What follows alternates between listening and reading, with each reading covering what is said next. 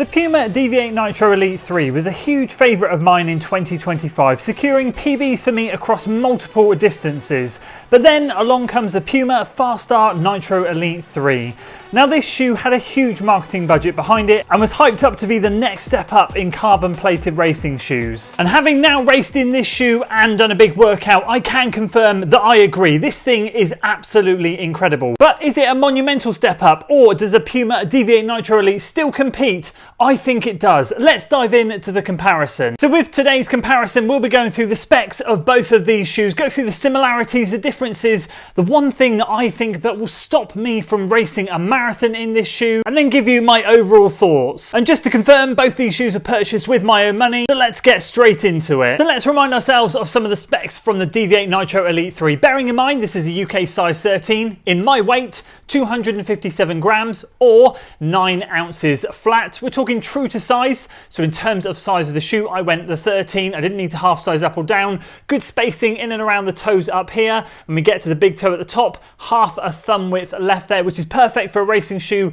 Very happy with that fit. We're talking about 40 millimeters of stack height in the heel, 32 in the forefoot. We have an 8mm heel to toe drop, which we've seen across the industry for quite a while now. Quite a low scoop carbon plate here that scoops up lovely under the midfoot and then comes up and finishes quite high at the back. And that is encased in Puma's Nitro Elite foam, which I can confirm that foam is absolutely spectacular. Engineered mesh upper, and some of the weight increase that you'll see between the two shoes in terms of the differences does come in the upper. We've got a bit of power tape being used here, which Puma confirms on the side here, and effectively what that is just, if you can see here, I know my white shoe is slightly discoloured, but you might be able to see some of the supporting strips of fabric that run along here, that run along the side here. They're slightly darker white, slightly thicker. All of these add a slightly more supportive element to the shoe, just hold your foot in place nicely. The lacing system is a little bit more built up. It is very similar, but there is a little bit more fabric and material being used down the sides here where the eyelets are. I'd say the back of the shoe is relatively similar, although the one difference you will notice is if you can look inside the shoe there, the thicker material being used in the heel counter starts about here, so from the outside around here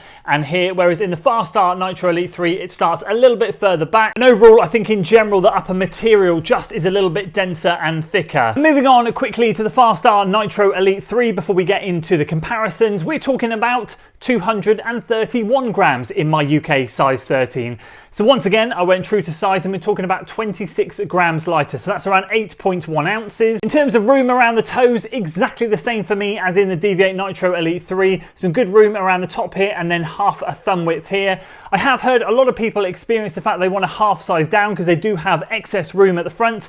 This is not something that I have experienced. I got exactly the same fit in both of these shoes, and for me, they fit absolutely perfectly. Once again, Puma are sticking with that 40 millimeters of stack height in the heel, 32 in the forefoot, 8mm heel to toe drop. And once again, we have that low scooped carbon plate, bit of a different shape carbon plate, but low scooped, comes up nicely under the midfoot there and finishes up at the back here. We have a bit more exposure here in the midfoot. This is one of the main differences between the two shoes, which we'll come to. Getting back to the specs, once again, we have a lightweight mesh upper. This, when I was talking about in the DNE Nitro Elite 3, saying it was a bit more of a denser material, hopefully the camera will pick it up. You can see straight through this stuff. This upper material is absolutely spectacular. Extremely lightweight, extremely breathable, but it feels really tough, really strong. To the point where, in particular with the tongue, as you can see here, there is absolutely nothing to this tongue. You feel like you want to be able to rip it, but you just can't. It's really strong stuff. Talking about the heel counter, something I highlighted in the other shoe. As I said, some decent padding, and I highlighted that in my first impressions video. There's some good cushioning back here for a racing shoe that is so light. Looking at it through the outside, just like I said here, you can see that this heel counter area, it stops around here with the extra thick material and then goes to that lightweight, which in the DNE Nitro Elite 3 is a little bit more around here, but this is still enough to give you some good support. As you can see there, some good spring back there, and it is slightly firm in the back there, just to hold you in place nicely. nicely. Final thing to note, lacing system, as I mentioned in the Deviate Nitro Elite 3, that one has a bit more built up material around the eyelets. A very similar pattern in this one, not quite the same, but similar, but there's definitely less material there. And I think that'll do for a quick whip around on the Fast-R Nitro Elite 3. So let's move into the couple of similarities that I think there are between these two shoes. I think if you like this shoe, it'll be something that really strikes a chord with you when you upgrade to this one, if you are planning on doing that. First of all, it's the midsole in this shoe. The Nitro Elite foam is absolutely phenomenal. The bounce I experienced in this shoe was like no other. I've obviously tested plenty of carbon racing shoes out there. I have been a bit limited in my testing just because some of the brands don't make my size, but after testing plenty of Saucony racing shoes, Nike racing shoes, Hoka racing shoes, this one really does stand out. Now, in previous times gone by, of course, I've been a huge fan of the Vaporfly version 1 and 2, but I think if someone asked me now which one would you rather lace up, a box fresh pair of these or potentially a pair of Vaporfly 1 or 2, I honestly think I would go with these now. Having raced so successfully in them and really enjoy how the underfoot experience feels in this shoe, is I really do find a good responsiveness with this shoe. I really do find the snap off when you are landing and pushing through to be quite exceptional. I've experienced it, of course, in other racing shoes. The other similarity that I really enjoy between these two shoes is the upper fit. Now, of course, they are using different upper materials, but the way Puma are just seeming to get that locked in fit on foot when you are getting out there to race. Something I've really missed in racing shoes since the Vaporfly version 1 is that really hugged, dialed in, locked in fit that's not too squashed, but it does make your feet feel extremely streamlined. I haven't really felt that from many other racing shoes since, or any shoe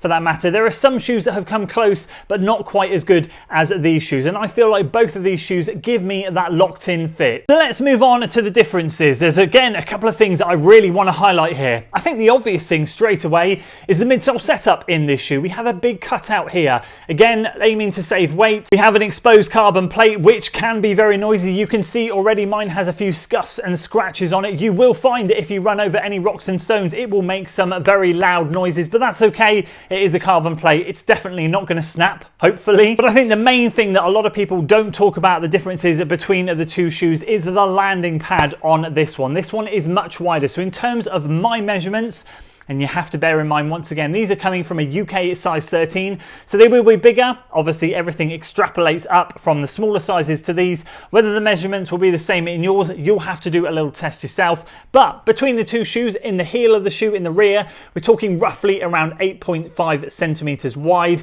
In the midfoot here, very difficult to measure this one, but in the Deviate Nitro Elite 3, we're looking around 5.8 centimeters to 6 centimeters. And again, this is roughly the same here. But the main difference comes when we are talking about this wider forefoot section here. In the Deviate Nitro Elite 3, we're talking about 11 centimeters across. In this one, we are talking about 12.5. So we've got an extra centimeter and a half here on this forefoot landing pad. So instantly, when I say that, you can totally understand why this shoe would suit different styles of runners to the Deviate Nitro Elite 3, and we'll come on to that shortly.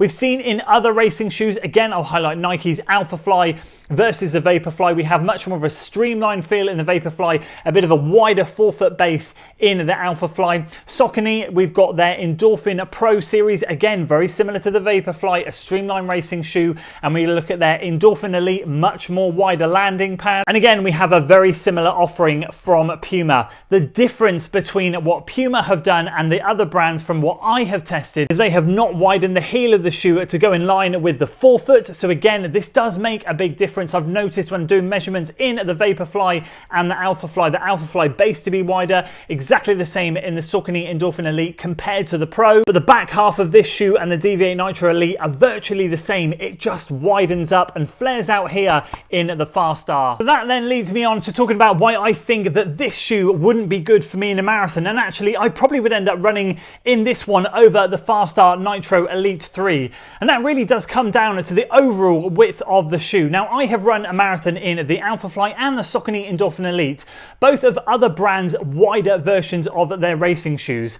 Now, for me as a runner, what I tend to find is I am a midfoot striker, and I'll often roll through and bounce off onto the forefoot. However, when I get to that back end of a marathon, I can often find that my form goes. I'm certainly not perfect, and I might sometimes find that I am striking a little bit closer towards my heel, and I have definitely noticed that in previous marathons. I've had more success running marathons in my Vaporflies, the thinner racing shoe. Don't ask me why, I just tend to find that those shoes work really, really well for me. And I've set all my PBs in those shoes as well. I think I've run my top 3 marathon times in a pair of Vaporflies. And what I love about this shoe is it blends both of those models together. We've got that wider landing pad, which I prefer when I'm running shorter, faster distances. Yes, I do like to feel nice and sleek and fast, but at that point on the shorter 5 and 10k distances, there's no danger of me falling back onto my heels. I'm always up on my midfoot and my toes, and I feel like I get the most out of this shoe. My recent race in this shoe, yes, I didn't get my most incredible time that I would have loved to have got and smashed a PB.